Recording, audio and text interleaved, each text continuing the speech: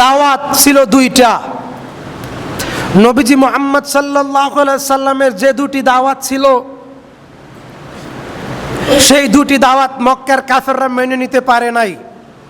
মক্কার কাফেরদের যে বৈশিষ্ট্য ছিল, বর্তমান রাজনীতির নেতাদের সেই একই বৈশিষ্ট্য। মক্কার কাফেরদের যেই বৈশিষ্ট্য, বর্তমান রাজনৈতিক নেতা এবং তার অনুসারীদের একই বৈশিষ্ট্য। মক্কার কাফেররাও হজ করত, হাজিদেরকে পানি পান করাইতো, কাবাগর তাওয়াফ করত। ভালো করে বুঝেন কথা। মক্কার কাফেররাও হজ করত, কাবাগর তাওয়াফ করত, আল্লাহকে বিশ্বাস করত, পরকালকে বিশ্বাস করত, হাজিদেরকে পানি পান করাইতো, কাবাগরের খেদমত করত। কারা? মক্কার, এটা কি বাজে না? আর কাছে না যায় না।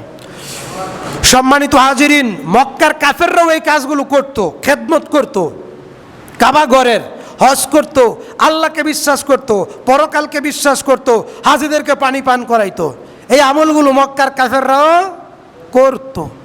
আর আমার দেশের নেতারাও আল্লাহকে স্রষ্টা হিসাবে বিশ্বাস করে, আল্লাহকে রিজিক দাতা হিসেবে বিশ্বাস করে, তারাও মাঝে মাঝে হজ করতে যায়।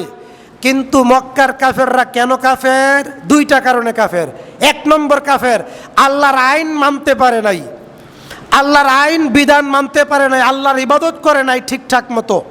দুই নম্বর, নবীকে মানতে পারে নাই, নবীর আদর্শকে মানতে পারে নাই, নবীর দাওয়াতকে মানতে পারে নাই, রিসালাতকে মানতে পারে নাই, ইসলামকে জীবন বিধান হিসাবে, ইসলামকে আইন হিসাবে, ইসলামকে সংবিধান হিসাবে মানতে পারে নাই। এজন্যই মক্কার কাফেররা কাফের। আর আমার দেশের নেতারা এজন্যই কাফের, তারা ঠিকমতো ইবাদত করে না, তারা আল্লাহর আইন মানে না, তারা আল্লাহর বিধান মানে না। তারাও, আমার দেশের নেতারাও হজ করতে যায়, আমার দেশের নেতারাও আল্লাহকে মানে, পরকালকে মানে, কিন্তু আল্লাহর আইন দিয়ে দেশ চলবে এটা মানে না।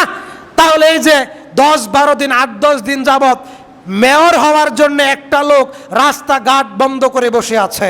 রাসূল সাল্লাল্লাহু আলাইহি সাল্লাম বলছেন, যে ব্যক্তি এক মুহূর্তের জন্য রাস্তা বন্ধ করলো সে বড় ধরনের কুফরি করলো। এক মুহূর্তের জন্য যে রাস্তা বন্ধ করলো সে বড় ধরনের কুফরি করলো। এক মুহূর্তের জন্য যে রাস্তা চাপায় দিল সে বড় ধরনের কুফরি করলো। তাহলে আপনি কোন নবীর উম্মত, কোন আল্লাহর বান্দা? আপনি মেয়র হওয়ার জন্য 10 দিন যাবত রাজধানীর নগরবাসীকে আপনি কষ্ট দিচ্ছেন রাস্তাঘাট বন্ধ করে। কোন নবীর উম্মত, কোন আল্লাহর বান্দা আপনি? আপনি ক্ষমতায় গেলে কোন মানুষের খেদমত করবেন? সম্মানিত হাজিরিন, আল্লাহ তাআলা বলছেন, ওয়ালিল্লাহি আলান নাসি হিজ্জুল বাইতি মান ইসতাতা ইলাইহি সাবিলান। যার সামর্থ্য আছে সে যেন মক্কায় হজ করতে যায়। তাহলে শুধু হজ করলেই চলবে না, হজের আমল, হাজি যে আপনি হাজি, আপনি যে পরহেজগার হয়েছেন, যদি কবুল হয়, আপনি যে নিষ্পাপ হয়েছেন সেটা ধরে রাখতে হবে।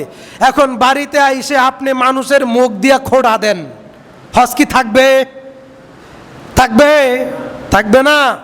সম্মানিত হাজিরিন, হজের বিনিময়ে সরাসরি জান্নাত, হজের বিনিময় সরাসরি জান্নাত। সম্মানিত হাজিরিন, আমরা সংক্ষিপ্ত আকারে হজের কথাগুলো বলে গেলাম। দ্বিতীয়ত আমরা বলবো জিলহজ মাসের ফজিলত। সম্মানিত হাজিরিন, জিলহজ মাস সবচাইতে গুরুত্বপূর্ণ। জিলকদ, জিলহজ, মুহররম, রজব। কোরআনের ভাষায় 4টি মাস হারাম। কোরআনের ভাষায় 4টি মাস